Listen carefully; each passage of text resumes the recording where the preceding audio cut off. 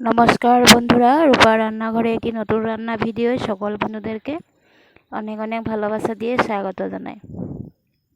আজ আমি আলু আর ঢেঁড়সের নিরামিষ রান্না করব, সেটাই বন্ধুদেরকে শেয়ার করব।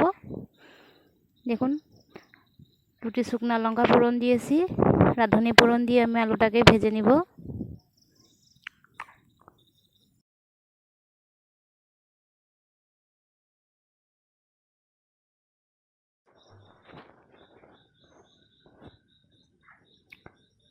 সামান্য পরিমাণে নুন হলুদ দিয়ে দিচ্ছি। নুন হলুদ দিয়ে আলুটাকে আমি লাল করে ভেজে নিব।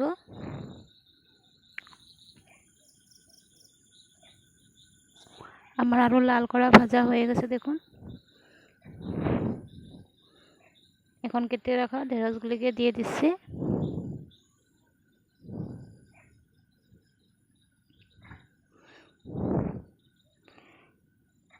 এখন পরিমাণ মতন নুন হলুদ দিয়ে দিব।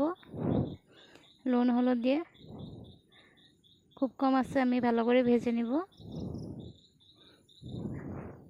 সামান্য পরিমাণে চিনি দিয়ে দিচ্ছি, নিরামিষ রান্না তাই নিরামিষ রান্নাতে সামান্য পরিমাণে চিনি দিলে ভালো লাগে তাই। এখন ভেজে রাখা দুটি শুকনো লঙ্কা আর সামান্য জিরে বেটে রেখেছিলাম সেটাকেও দিয়ে দিচ্ছি।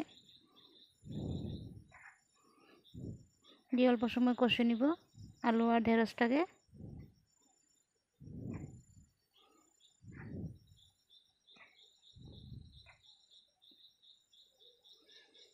এখন জল দিয়ে দিচ্ছি।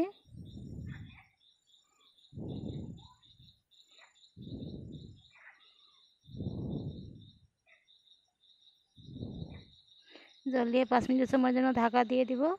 আর এই পাশে দেখুন, এই যে ধনেপাতা, বড় ধনেপাতাটা পরিষ্কারভাবে ধুয়ে নিয়েছি। আলু ঢেঁড়স আমার ভালোভাবে সিদ্ধ হয়ে গেছে, রান্নাটি প্রায় হয়ে গেছে। এখন ধনেপাতাটাকে দিয়ে 2 মিনিট সময় জাল দিয়ে নামিয়ে নিব।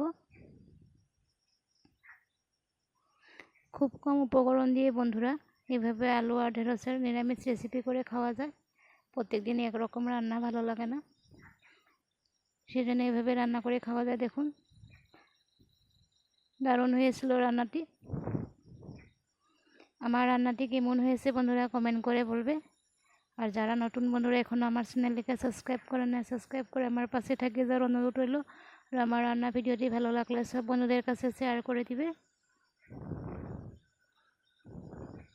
সকল বন্ধুদেরকে ধন্যবাদ। আর সবাই যেন ভালো আর সুস্থ থাকে। নমস্কার।